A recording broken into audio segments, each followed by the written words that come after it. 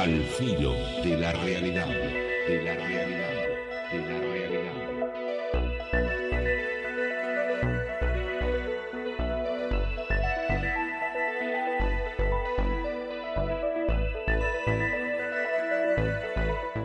Se titula Satanás, el eterno Prometeo. Y dice así: reconozco que he dudado sobremanera antes de sentarme a escribir estas líneas, siendo la más sencilla de las razones la casi total seguridad de que, pese a mis esfuerzos y al mejor empleo que sea capaz de hacer del idioma, seguramente no seré comprendido por muchos de mis lectores, en este caso mis oyentes, o lo que será peor, seré mal entendido.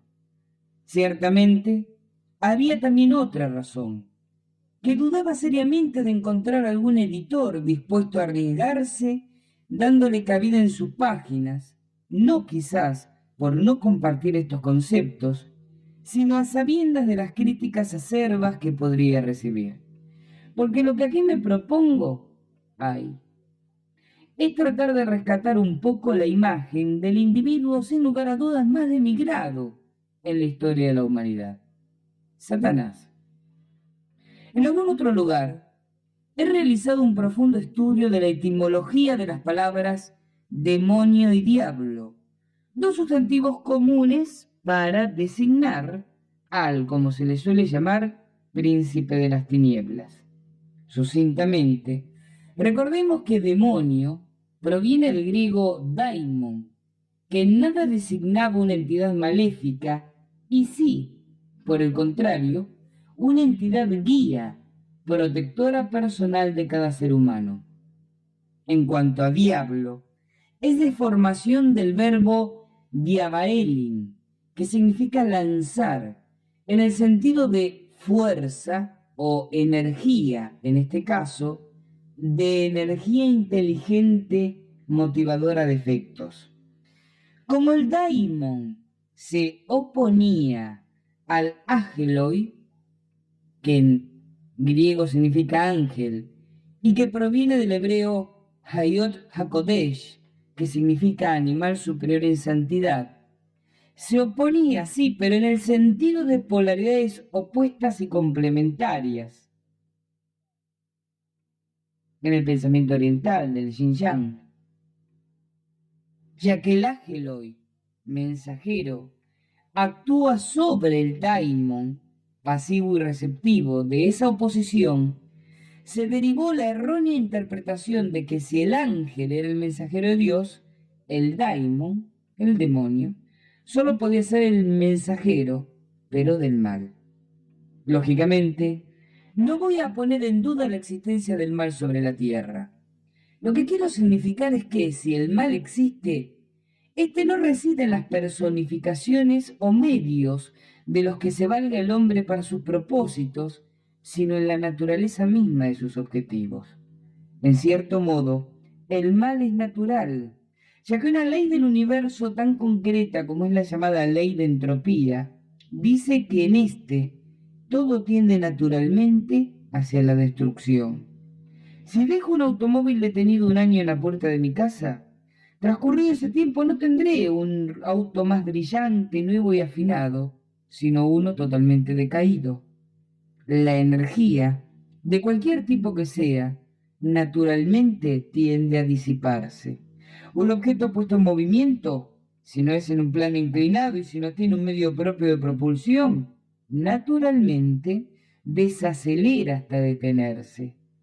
Todo se degrada, se diluye, se evapora, se desarma, envejece y se olvida con el paso del tiempo.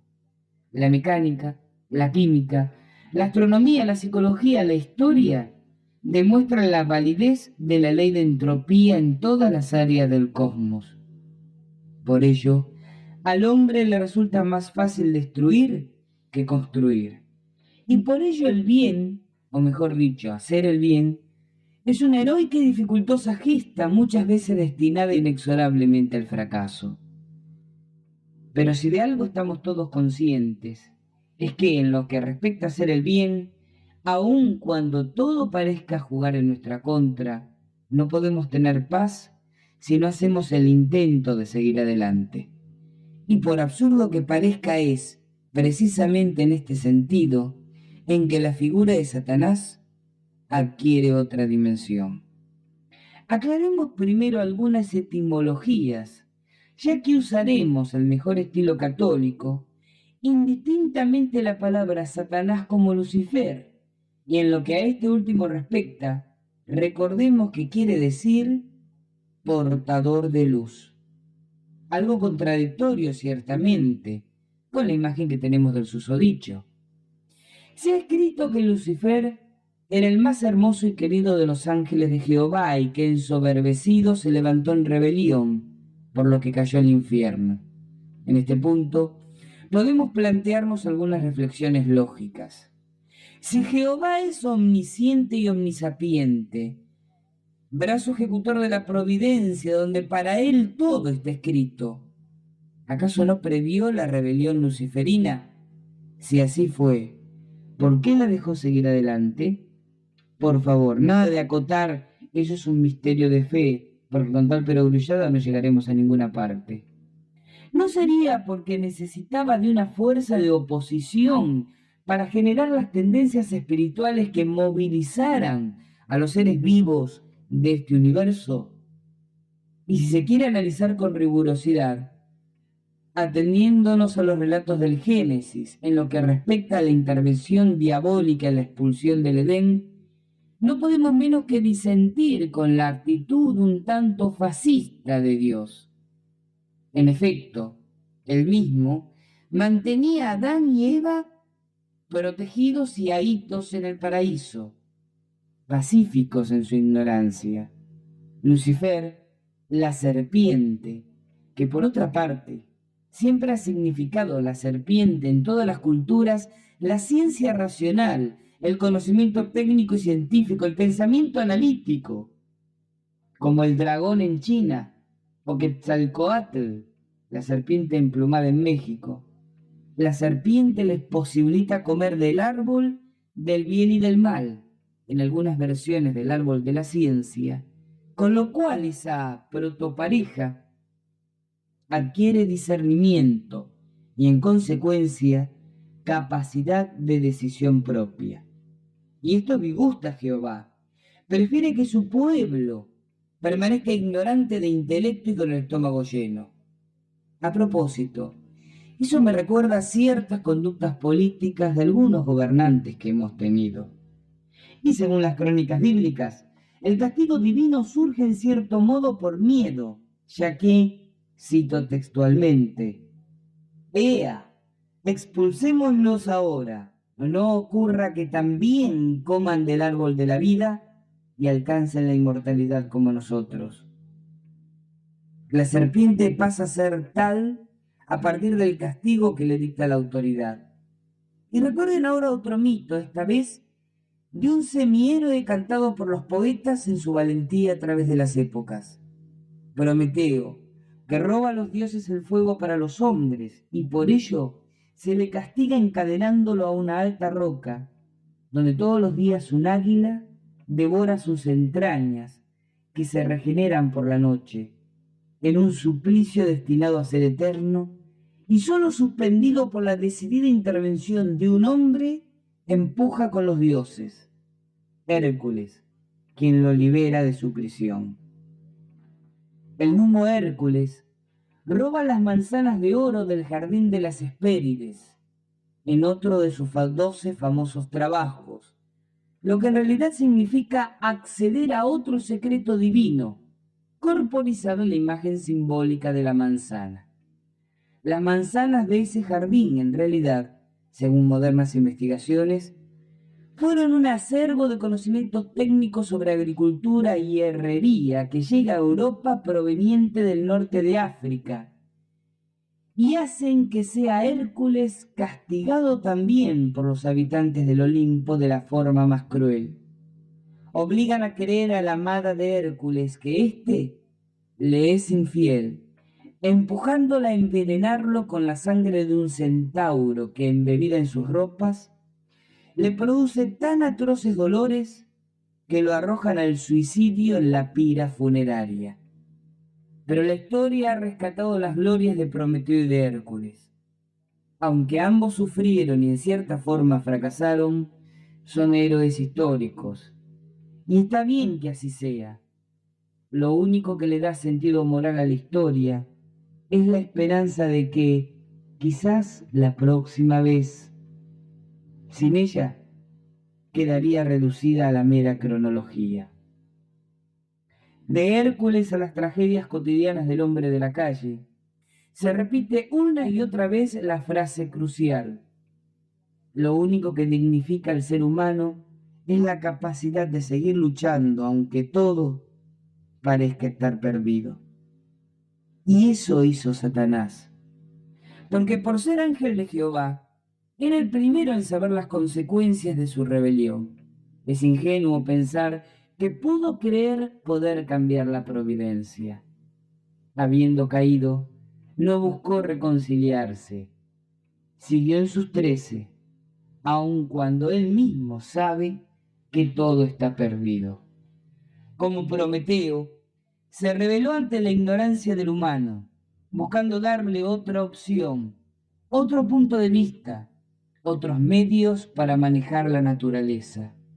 No se opuso a Dios, engrandeció su obra, que de meros peleles rozagantes y primitivos, juguetones en los prados y con una permanente, sin duda, sonrisa bobalicona en los labios, nos llevó a transformarnos en seres pensantes, amantes, alegres, tristes, desafiantes, furiosos, compasivos, violentos y pacíficos, a tonificar nuestros músculos, transpirar, exigir nuestras mentes, crear, multiplicar, construir, volver a construir sobre lo destruido, conquistar las 4 regiones del mundo, volar cuando Dios no nos hizo con alas, correr más rápido que la mejor de sus obras, caminar por el fondo de los mares cuando las branquias solo son privilegio de los peces.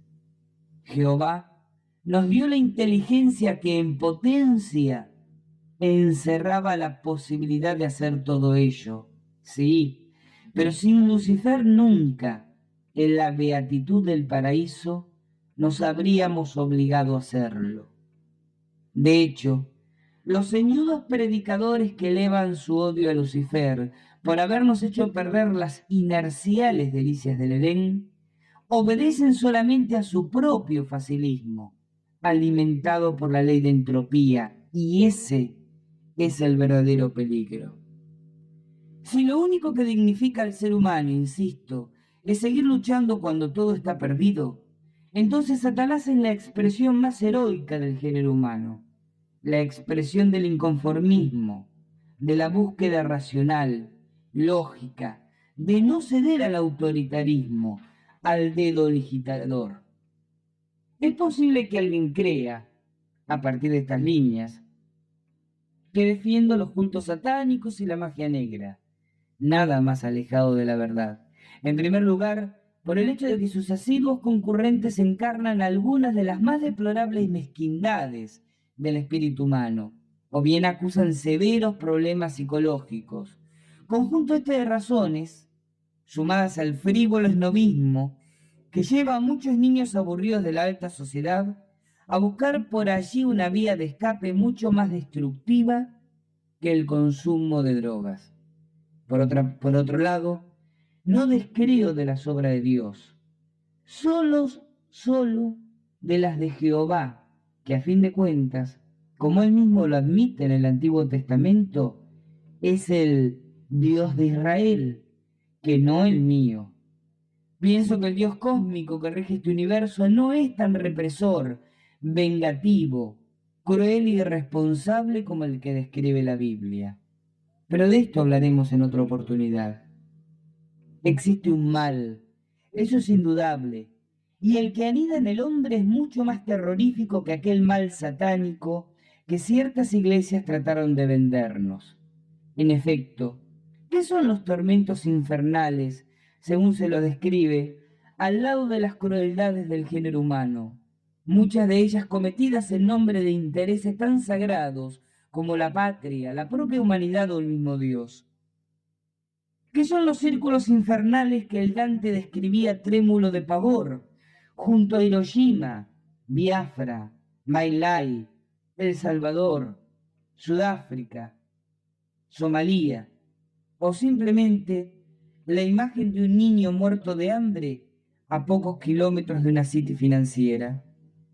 La imagen del diablo con sus cuernos, sus patas de macho cabrío y su pene erecto, todas imágenes de cultos regionales del norte europeo que fueron asociadas con el demonio por los primitivos católicos para desacreditar tales cultos simbolizantes de la fertilidad ante el avance del cristianismo.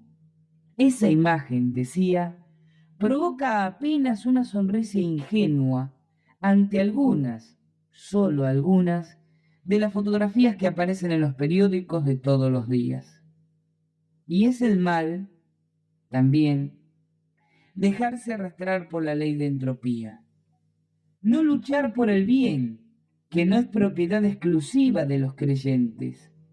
Por construir, por ayudar, por sonreír, por empujar juntos para que este viejo y querido mundo ruede en su órbita algunos millones de años más. Pues lo verdaderamente demoníaco es el olvido, el caos, la quietud paralizante, la oscuridad, en síntesis, la nada. ¿Qué puede ser más terrible que pensar que nada habrá después de la muerte? Que seremos rápidamente olvidados por nuestros seres queridos, nuestra tumba derruida y nuestras pertenencias extraviadas. ¿Qué es más terrible que sospechar que en algún momento podemos no haber sido? Que da lo mismo que hubiéramos pasado o no por esta vida. Ese es el verdadero horror. Aún el infierno encierra alguna esperanza. Si ante el avance del militarismo, que solo multiplicará rencores para las futuras generaciones, oponemos la defensa activa del pacifismo, es posible que nos prometan el infierno. Si ante la prédica dogmática y sentenciosa de los clérigos elevamos la cabeza y esbozamos cierta sonrisa de escepticismo, es posible también que nos prometan el infierno. Si ante la palmada protectora del político enarcamos una ceja con disgusto, sí, nos prometerán el infierno. Pero si por encendernos en el patrioterismo del brillo de los fusiles, la emoción supersticiosa de las iglesias o la dádiva demagógica del político, dejamos adormecer más aún nuestras neuronas, poco o mucho tiempo después, no importa cuándo, nuestro cuerpo solo o el planeta todo estarán reducidos a polvo y sumidos en el olvido. Seremos parte de la nada. Y ese es el verdadero infierno.